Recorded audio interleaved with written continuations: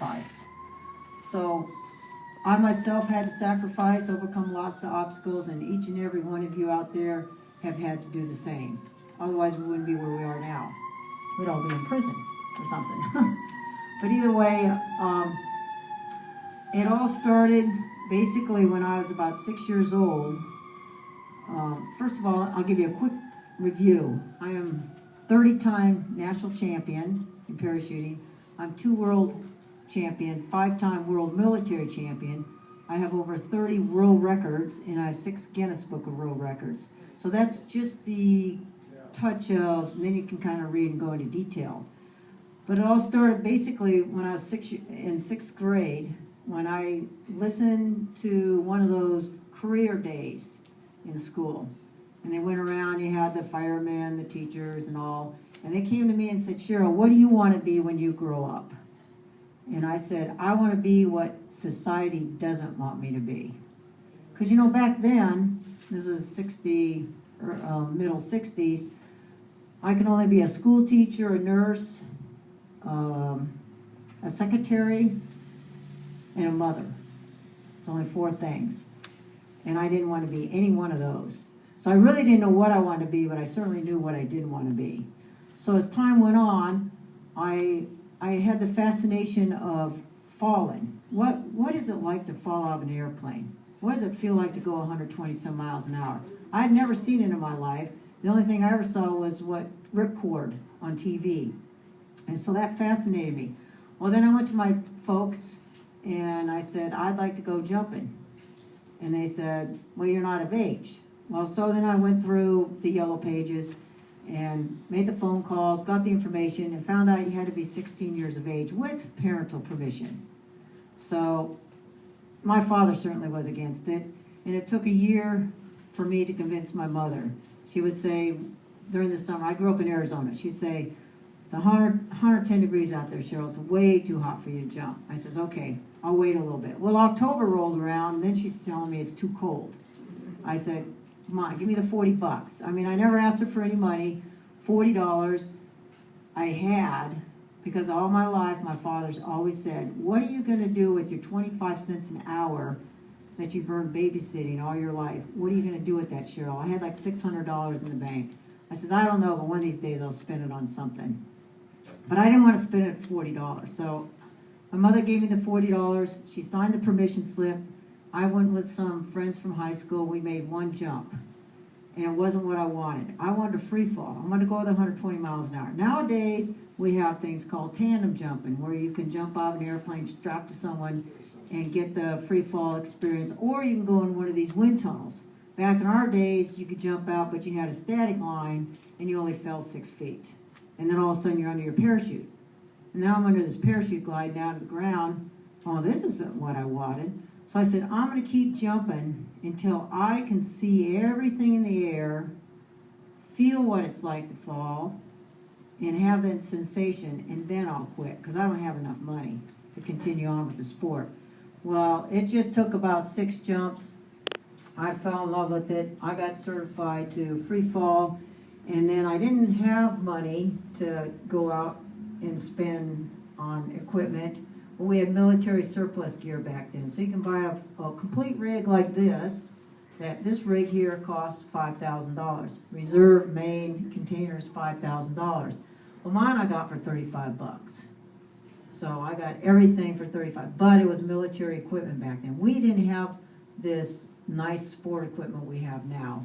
We didn't have manufacturers that did that. Everybody used military equipment.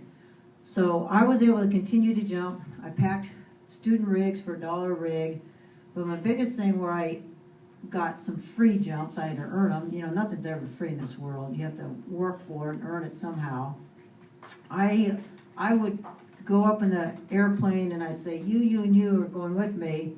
I say $1 on the disc. Back then, the disc was this big. So if you land this thing, now the disc is the size of the yellow. Yes, and I'll explain that in a minute. So if we landed close to that, whoever landed closest would have to pay the other person, the winner, the $1. So I'm only 17 years old when I started jumping. That was 42 years ago. I didn't have the money, so it was survival for me. I had to be good because I couldn't afford to lose. And when I did happen to lose, I bet those same guys on that load double or nothing. And I definitely didn't lose the next time around because I never actually paid a dollar out to anybody. So I started jumping when I was 17 out in Arizona, continued jumping, and then 3 months later, I'm riding in these airplanes going, you know, I don't mind jumping out of airplanes, but I'm scared to death of riding in this thing. So I said, let me go take an introductory ride. Back then it's $5 a ride. And so I took a half an hour ride. And I said, you know what? This is the career I want. This is where I want to go, flying airplanes. And so then my father, we went to church one morning. My father, this is like all in 3 months later after I started jumping. Remember, my father's totally against jumping. And he said, you know, if I give you the money, I'll pay for your flying lessons. Are you interested in flying? Of course I was. But back in the younger days, he didn't give me 10 cents for a dilly bar from Dairy Queen. I asked him for, the group of us were going to go out after elementary school to Dairy Queen to buy a dilly bar. Remember the dilly bars? 10 cents it cost. He wouldn't give me 10 cents. Now he's going to provide $1,000 to pay for my private pilot's license. It just about floored me.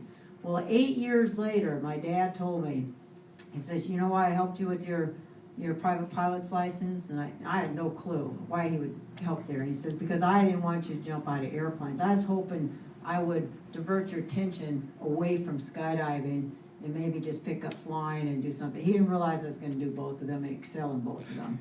So either way, now I'm jumping and flying at the same time.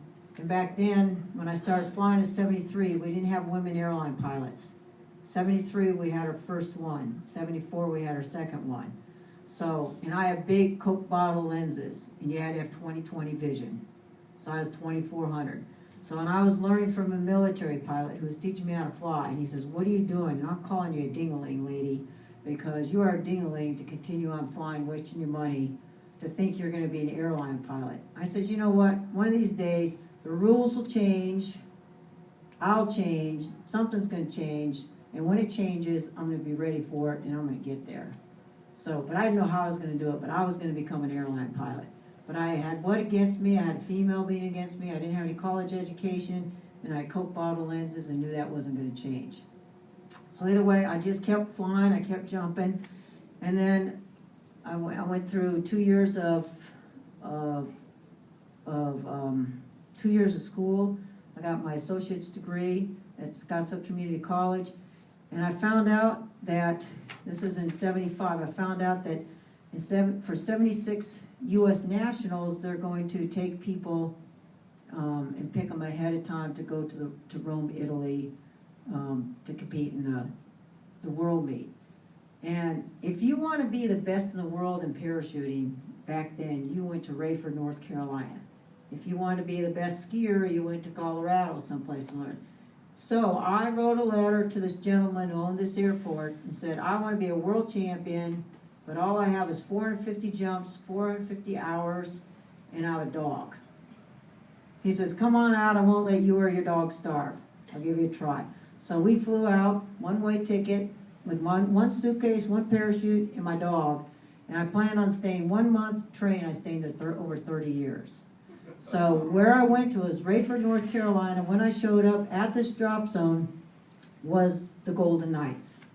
And I didn't realize the Golden Knights, who are well known, the Golden Knights are like your Thunderbirds, Blue Angels, were the ambassadors, were the public relations for the military. So these guys are the best in the world. So here they are jumping on the drop zone, and here I am teaching, flying them, skydiving with them, and as time went on, I taught many of them how to fly. So for 2 years, I'm working at this drop zone for $20 a month, living in a hangar, and it was just enough food to pay for my dog and buy me toothpaste. And I got to eat free at the drop zone. So I'm looking at these Golden Knights going, man, you guys are traveling all over the world. I'm stuck on just this drop zone, sunrise to sunset, 7 days a week, rain or shine. If it's raining, I'm out painting, laying cement, or doing something other than jumping. So I go, I've got to change this. These guys are having it good. But remember, nothing's free. Hey, you guys are jumping for free. You don't have to pay. No, we're in the military. Nothing's free here. So either way, I worked for 2 years. To get on the military team, it takes 6 weeks of tryout period.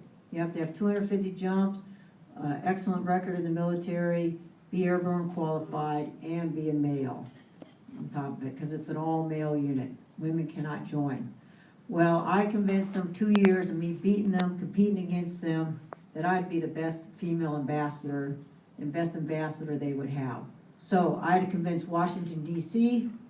They changed the rules. They accepted me. I went in the Army. It's a little harder than what I'm saying. Went in the Army, went to airborne school, came straight to the team, and was the first female team, and joined them in May of 1977. So I'd been all-male unit for 19 years, and now I am now with the team, but I am not a female to myself. I am just a good jumper. I am Cheryl Sterns. So I had to change their attitude that I'm not there because I'm a token female. I'm there because I can out-jump the rest of you. And that's what I had to do. I had to out-jump the rest of them. I had to out-jump the rest of the world. And that gave me that push to be, and I'm always competitive, you know, to push to be the best out there, because I didn't want to be known as I'm there because I'm a female. So while I was in the service, winning world championships, nationals, traveling all over the world. And remember, being the only female on the team, I was the only female in the world out there on military teams. So when I went overseas, I would have to stay in a hospital room because I couldn't stay in the barracks with the men. They didn't have a room for female at all, because I went to a lot of airborne facilities that was only male only.